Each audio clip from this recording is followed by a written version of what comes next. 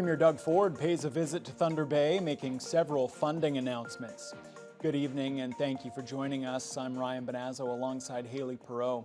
The province is investing over $4 million into skilled trades training projects in the area. Ford says the money will go to 6 organizations in this region, opening doors to 500 high-paying jobs in the trades. Jessica Clement reports. Premier Doug Ford stopped by the International Brotherhood of Electrical Workers Local 402 Thursday afternoon for an announcement expected to help nearly 500 people in the Thunder Bay area find in-demand jobs in the construction, industrial, mining, and transportation sectors. We're building on that success and making sure that workers and businesses in Northern Ontario aren't left out, and that's why we're investing over $4 million in 6 new training projects right here in Thunder Bay region. Ford made the announcement alongside local MPP Kevin Holland, Mayor Ken Boshkoff, and Mohammed Farron, parliamentary assistant to the Minister of Labour. Holland says the investment ensures that Northwestern Ontario has a strong workforce for the future. In the face of global uncertainty, Ontario is stepping up to protect our workers and strengthen our communities.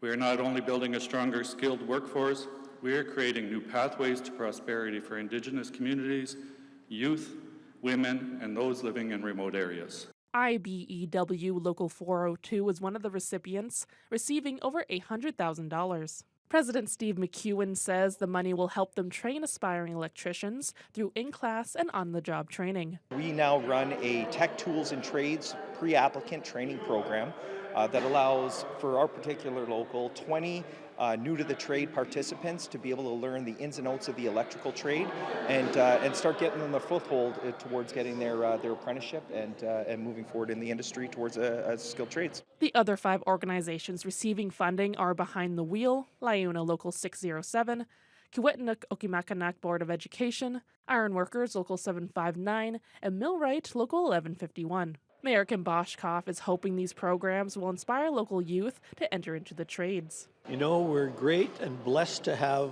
the college and the trades programs here that the trades are running, and it is a great future. So young people, think about being a tradesperson because it's going to be a great life for you.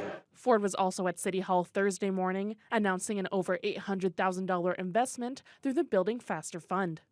We'll have more on Friday's NewsHour. Jessica Clement, TBT News. Also today, Ford says the province is throwing every resource it has at the wildfires burning in the northern part of our region. But he says what's really needed is a national strategy. So when we were at the Council of Federation last week in Muskoka, this came up that we need a national fire strategy because we know when the floods are coming, we know when the fires are coming, and we need to be prepared. So I'll do anything for our great firefighters and invest as much as we can to make sure that we have the equipment to knock out these fires as quickly as they can come. Still from the Premier today, Ford says he's working with Canadian telecom providers to try to ensure Northern First Nations have reliable internet in the wake of his decision to cancel Ontario's contract with Elon Musk's Starlink. I had meetings with them actually last week and saying, hey, we got to get moving on this. And it's unfortunate we had to cancel that, but I can't deal with a guy that, you know, well, I guess the divorce happened between him and Trump, but the guy was attacking our country, and I just couldn't do it. Ontario announced yesterday that it'll pay a fee to end its $100 million contract with Starlink. That contract was announced last year to deliver high-speed internet to thousands of residents in rural and northern Ontario. Ford notes he was killing the deal in March when Trump moved ahead with his tariffs. The third suspect in a 2022 murder on Hodder Avenue has received his punishment. A sentencing decision for 32-year-old Henrik Banjaw was delivered this week at the city courthouse. Banjaw pleaded guilty to manslaughter and got a 4-year prison sentence. He was one of 4 men originally charged with first-degree murder in the shooting death of 29-year-old Adrian Richardson. The man who actually pulled the trigger, 25-year-old Talik Ricketts, was sentenced to 11 years behind bars, while 22-year-old Jacob Green received 4 years. 23-year-old Aiden Collender is still awaiting his sentence. The court heard Banja never left the vehicle during the incident, but was aware something violent was about to happen and failed to call 911 after it did. With credit for time already served, Banja will spend another 7 months behind bars. 3 people were sent to hospital following a highway collision in Ignace this morning between a transport and a pickup truck. Fortunately, none of the injuries were serious. The pickup sustained heavy damage. OPP say the driver was a 68-year-old man from the Dryden-Ignace area. He was airlifted to hospital with what are being described as non-life-threatening injuries. There were 2 people in the transport, a 25-year-old man from BC and a 21-year-old man from Southern Ontario. They were taken to hospital by ambulance with minor injuries. The crash shut down the Trans-Canada Highway around 9 a.m. and it was fully reopened around 12:30. Festa Italana is set to go this long weekend. This year marks the 35th edition of the popular event. It's also the 25th anniversary for the new Italian Cultural Center.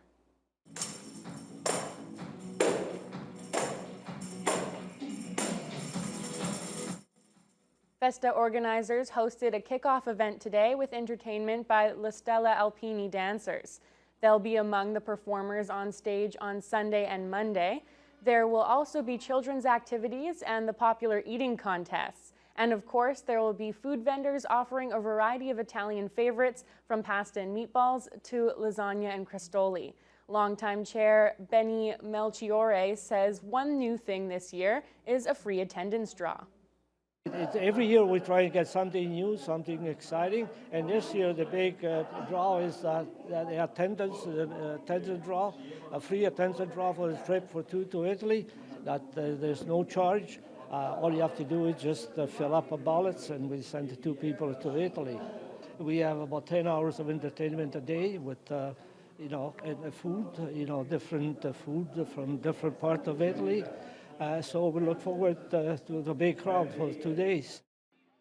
The free event runs from 12:30 until 10 p.m. on Sunday and Monday. It was a great day at the Fort William Country Club for the 13th annual Hometown Heroes Charity Golf Classic. The fundraiser supports the George Jeffrey Children's Foundation, and once again, the tournament hosts were the Krista McCarville curling team.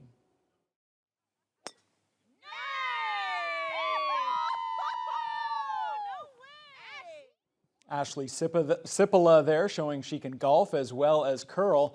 The 18-hole scramble tournament began with a shotgun start this morning.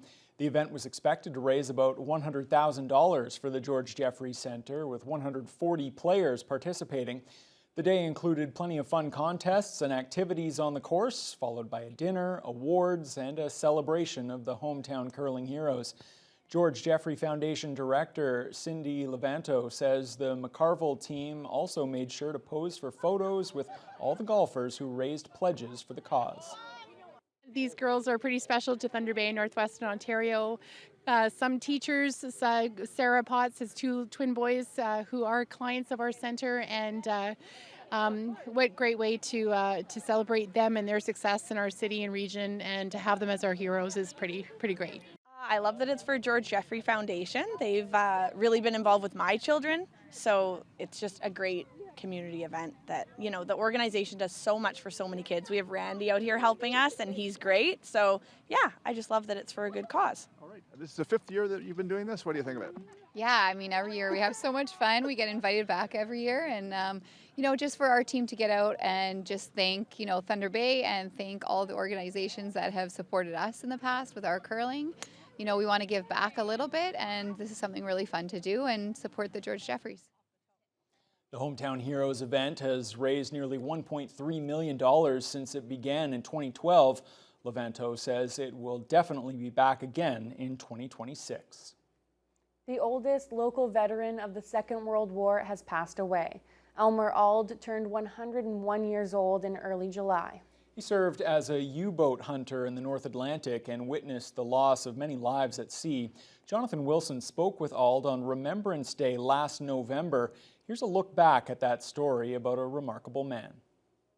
I think of all those guys who lost their lives.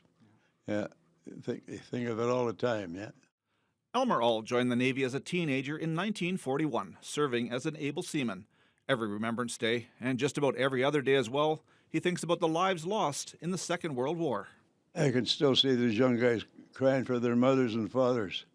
All those torpedoes running overseas during the Second World War. 2,500 guys just off the East Coast.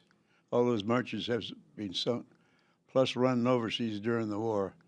Auld was serving on the HMCS Gifford, trying to stop German U-boats from torpedoing the convoys of supply ships crossing the Atlantic. He'll never forget the day the Valleyfield was hit and split in two. There was a submarine in the area at the time. They fired a torpedo right back. Our tail end of our ship just missed us and got the Valleyfield. There was 155 guys on that ship. We managed to pick up 33 of them. An artist drew this sketch of Auld and his friend Ross Newitt on the scramble net, trying to save the men in the freezing water. We had the captain of the Valleyfield. He didn't have his life jacket tied up very well, and he slipped right out of our hands into the water. We lost so many men. Auld was able to attend last year's ceremony at Fort William Gardens at age 99 and got to pass the ceremonial torch. Man, that really meant something. I had my grandson. He helped me too, so I wish I could go over there today.